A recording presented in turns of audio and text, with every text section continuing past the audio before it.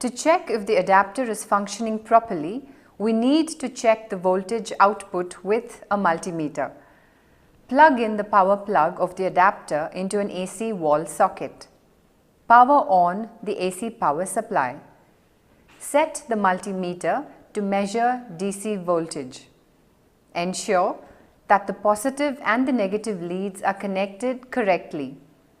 Touch the positive red probe onto the DC power supply jack's positive terminal.